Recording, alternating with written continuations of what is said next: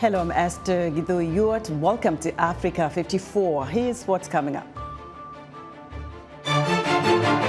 South African voters are primed to cast their ballots on Wednesday to elect a president and legislators, but some say the powerful African National Congress has failed to deliver on its promises.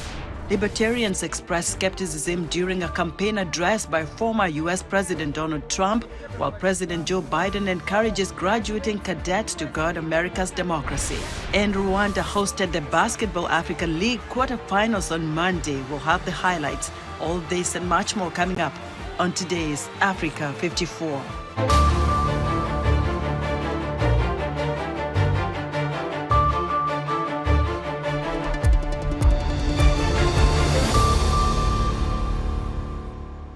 We begin our broadcast in South Africa, where citizens who received special permission to vote early casted their ballots Monday ahead of main elections on Wednesday. Several residents sat eagerly at their retirement home to cast their special ballot, avoiding long lines expected on voting day. The special voting process is for registered voters who are unable to travel to a voting station because of physical challenges such as disability, pregnancy, or advanced age. I am anticipating difficulties because we have elderly women and men who suffer from dementia. In some instances, you find that some of them don't know what they are doing, let alone who they are. I'm anticipating a problem with this because, honestly, when you expect them to vote, who will they vote for when they don't know who the candidates are themselves? However, at the same time, I can't ask them not to vote because it is their right. South Africans will vote in all 9 provinces and will decide the makeup of both the national and provincial legislatures. Results of Wednesday's vote are expected within days. The African National Congress has been governing South Africa since 1994, when Nelson Mandela was elected president following the end of apartheid. But as voters prepare to go to the polls Wednesday, the party known for its opposition to apartheid faces dissatisfaction from some citizens who feel the party has not delivered on its promises. VOA Nairobi Bureau Chief Maria Madiallo has more. On the streets of Johannesburg, posters of candidates are displayed all over the city. One voter tells VOA he wants continuation and will cast his ballot for the African National Congress. Another one says he's had enough and will vote for the Democratic Alliance. 30 years of democracy is probably 30 years of policy. We need another 30 years of implementing those policies and seeing them coming through to fruition. Because they're all about change. Enough is enough. We've had enough of the empty promises. Housing, water. In a promo video, ANC leader Cyril Ramaphosa says they've made progress in meeting the basic needs of the people of South Africa. We are putting South Africa to work by investing in our people to ensure that no one is left behind. Darryl Glazer, associate professor at the University of Witwatersrand in Johannesburg, says it's going to be the closest election since the era of inclusive democracy began in South Africa in 1994. All the opinion polls are suggesting that there's a very serious chance that the ANC is going to fall below 50% of the vote and that it's going to be forced into some kind of coalition. Glazer and other analysts have told VOA that allegations of corruption, scandals and disunity within the ANC have helped the opposition gain ground, including the Economic Freedom Fighters Party led by Julius Malema, a former ANC youth leader, and the newly formed Umkhonto weSizwe Party, which former President Jacob Zuma has been campaigning for.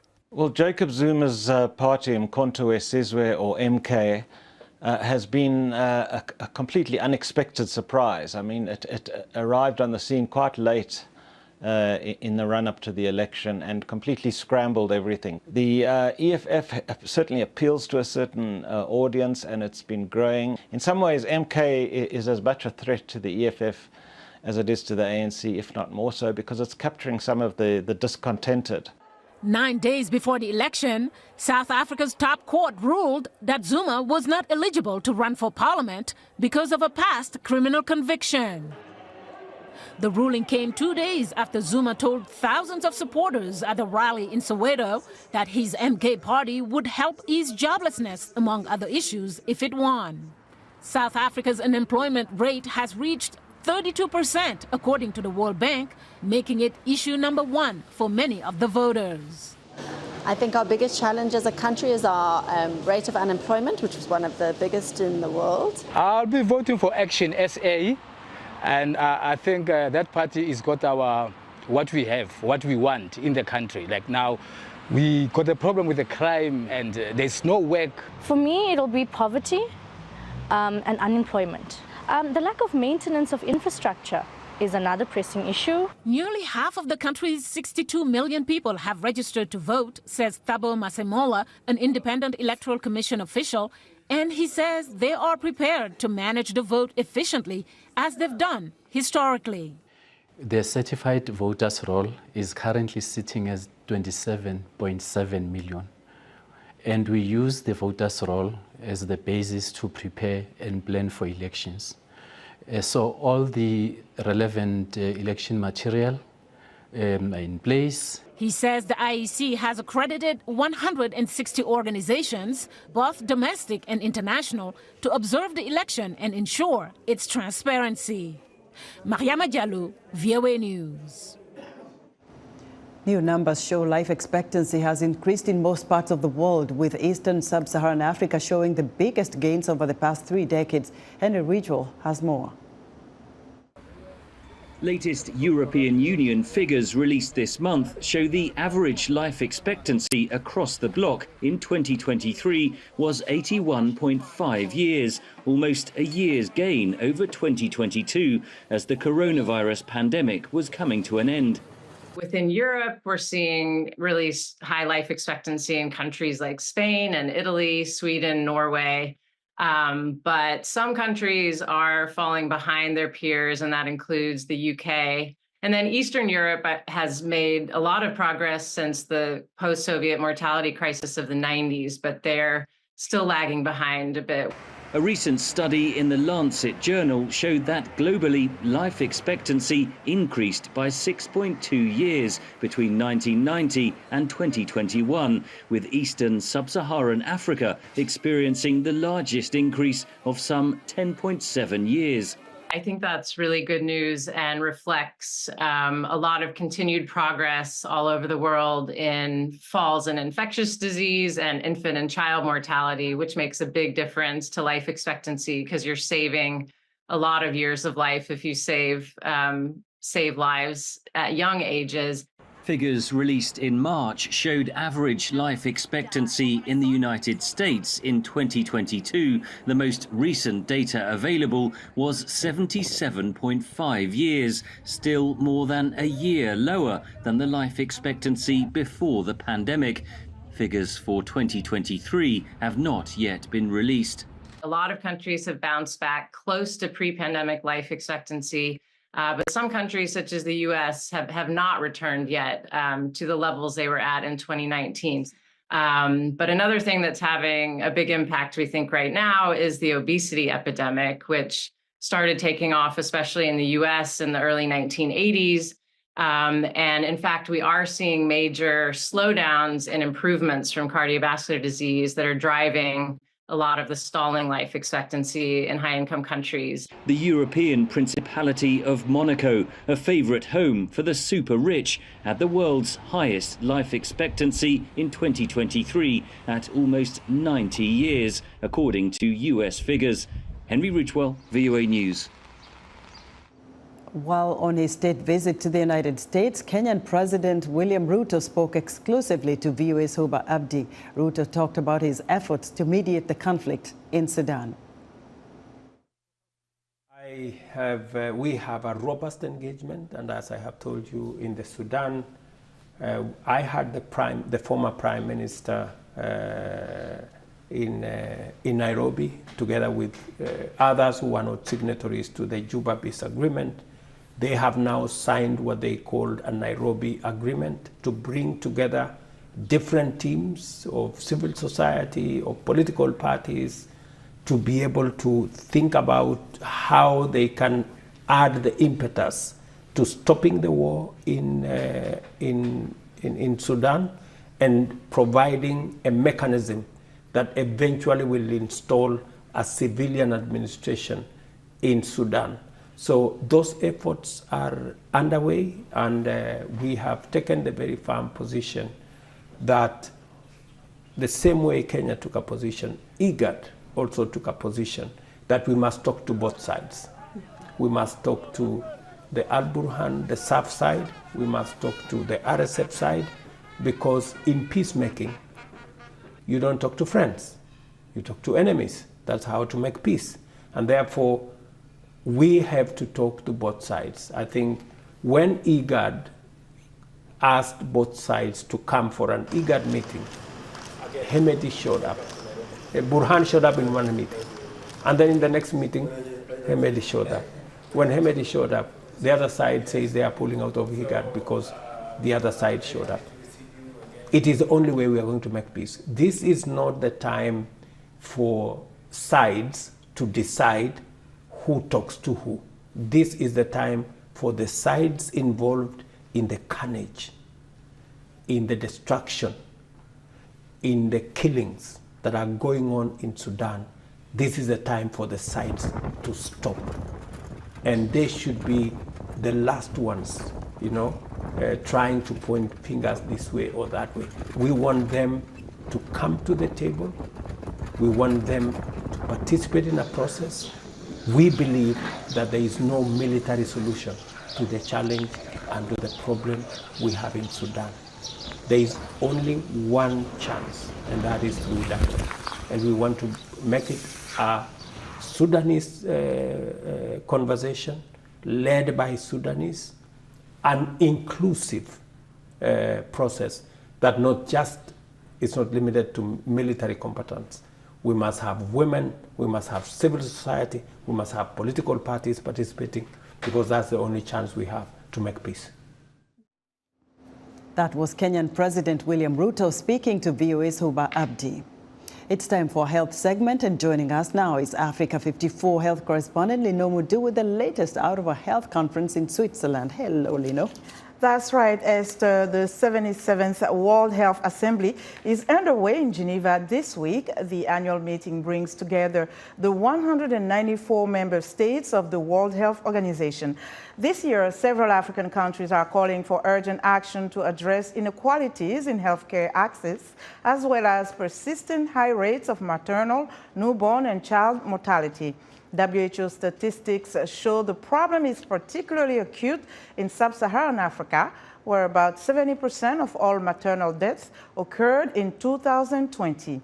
Civil society leaders gathered at the event hope the resolution will lead to concrete commitment and action to solve the problem. For more insight on what's happening at the World Health Assembly, Rhoda Igueta, the Regional Director of Public Policy and Advocacy at the Elizabeth Glaser Pediatric AIDS Foundation, joins us from Geneva. Hello and welcome to Africa 54. Thank you, Lenore. The well-being of mothers and children is high on the agenda at the World Health Assembly, and Somalia is leading a resolution on maternal, newborn, and child mortality. What does this resolution propose? Thank you, Lenore, for that question. So the really important thing to note is that the Sustainable Development Goals did provide some very clear targets that we need to realize by 2030. And we really are off the mark when it comes to meeting those targets. So what the resolution is proposing is to rejuvenate and re-energize efforts around attaining the targets. This morning, we were in a conversation where we realized that more than 54 countries will miss the targets at the rate that we are going, despite the progress that's being made, and that it's important to course correct and to motivate country actions so that we ensure that there's more attention, there's a focus, there's advocacy, and there's action across the multiple countries that are lagging behind. So this is what the resolution is supposed to focus us on. So is what Somalia is proposing sufficient to address maternal, newborn, and child mortality in sub-Saharan Africa? If not, what should be included? The thing to note is that it is a reminder and a catalyzer for action. The most important thing is not to question whether it's sufficient, but to really reflect on the actions that we need to take in the coming days. What this resolution is doing is reminding all the stakeholders, starting with the member states, the partners, the donors, everybody that is around the table, civil society, that we've got to do more. WHO also has some responsibilities listed there, such we are bringing all the attention. And remember that Somalia has some of the worst indicators when it comes to performance on maternal child health.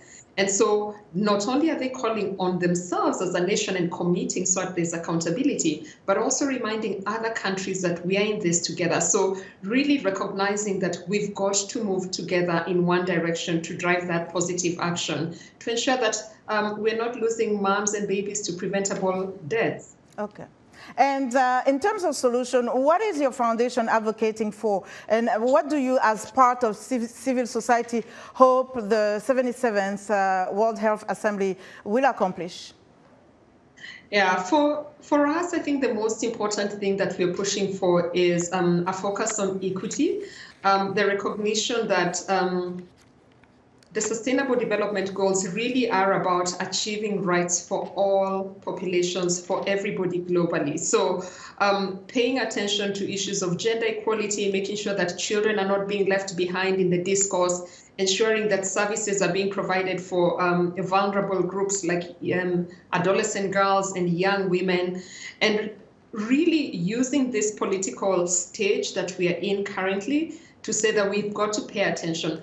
The other important thing is really to say that we have to leave it there, Rhoda. Thank you so much, Rhoda. We have to leave it there. Rhoda Igueta is the Regional Director of Public Policy and Advocacy at the Elizabeth Glaser Pediatric AIDS Foundation. That's our health report for today. To stay in touch, find me on X at Lenore Moudou. Back to you, Esther. Thank you, Lenore. Be sure to watch Lenore Moudou's health reports every Tuesday on Africa 54. Former U.S. President Donald Trump faced sharp skepticism on his presidential bid when addressing Libertarians on Saturday, while President Joe Biden's weekend remarks focused on encouraging graduating cadets to be the guardians of American democracy. VOA's Veronica Balderas Iglesias has the details.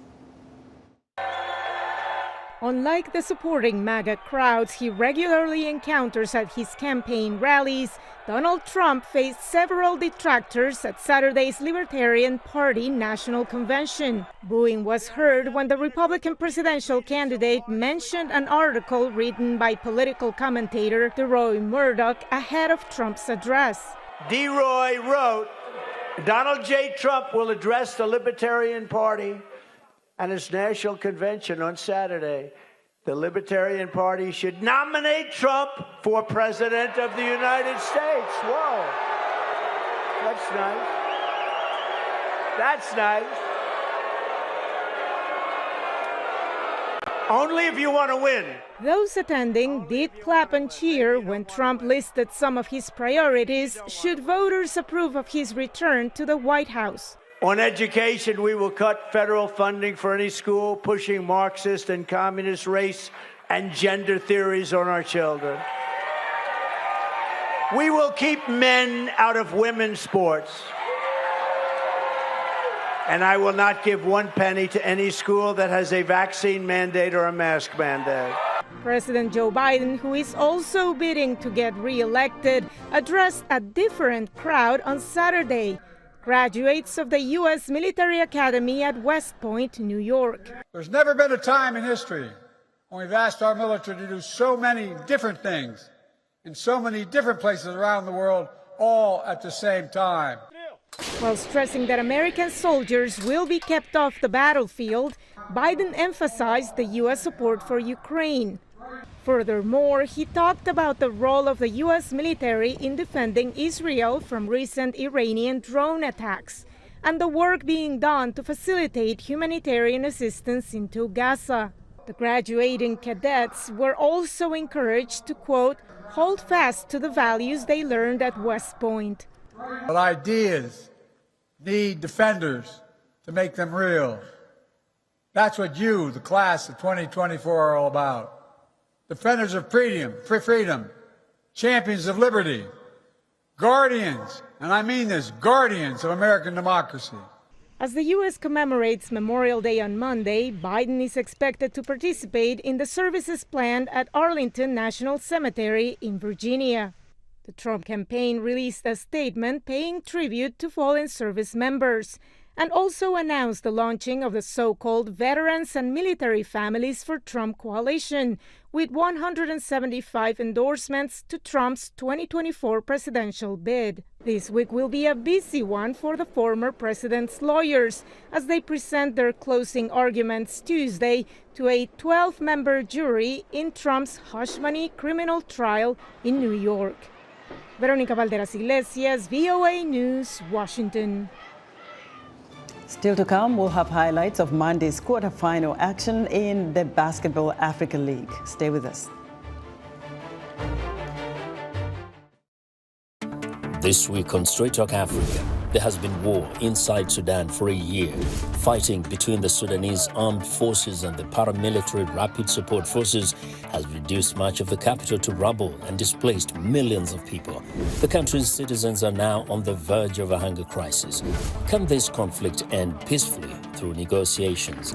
Join me, Vincent Makori, for an in-depth look at the civil war in Sudan on the next Straight Talk Africa.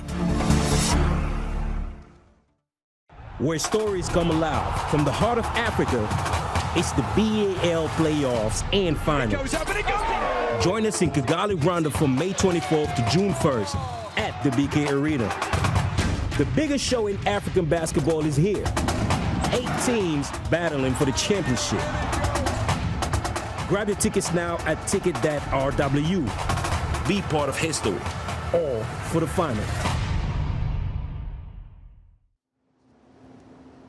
In other news, Kenya on Tuesday launched public hearings into allegations of human rights violations and abuses of power by British troops based in the former colony. Soldiers in the Army Training Unit stationed in central town of Nanyuki are accused of committing offenses including murder. In 2012, the body of a young Kenyan mother was found in a septic tank in Nanyuki, where she was last seen alive with a British soldier. Former Burundian Prime Minister Alain Guillaume Bunyoni appeared in court Tuesday to appeal his conviction on charges including attempting to overthrow the government. Bunyoni was Prime Minister from mid-2020 until September 2022, when he was fired just days after President Evariste Ndayishimiye had warned of an alleged coup plot against him. And Guinea's main press union is threatening an unlimited general strike after the ruling junta banned several major media outlets. The junta last week withdrew the operating licenses of multiple radio stations and justified the ban by saying they were guilty of frequent misconduct and violating human dignity.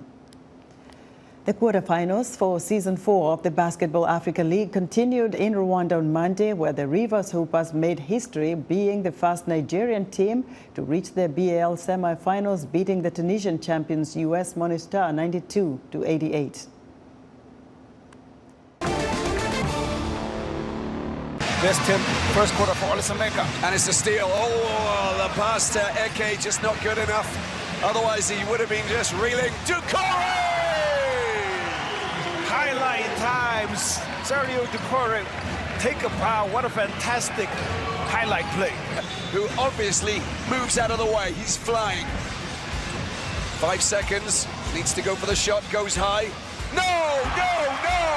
Peripheral vision. Periscopic parry. 3:23 left in the second quarter. Crawford goes around, goes up, goes in.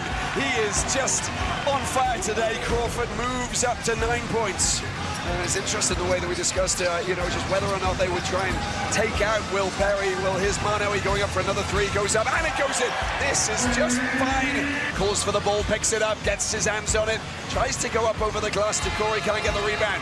Amayo racing up. That's the pass, that's the dunk! Put it in! Massive score! Eke! 13 assists to 14. Amayo, is he going to go around Crawford? No, he goes up for a big three. Dropping in to say hello. Shot clock down to 9. Perry Again, he's going to try and get around. He goes over the top. That is just unbelievable. How important was that? Crawford, can he get up? Can he get himself the shot? Corey racing through. What a dunk. That is just unbelievable. 6.2 seconds remaining. Perry gets knocked down. He goes straight to the free throw line. 92-88. George Williams needs to get a shot in. Majok gets the shot. It goes up. And it's all over. The River Hoopers are into the semi-finals for the very first time. Will Perry has led this Nigerian outfit in such fine fashion. Meanwhile, Angola's Petro de Luanda advanced to the semi-final, eliminating Senegal's Esduan 66-65. Esduan lost the close game in the final seconds.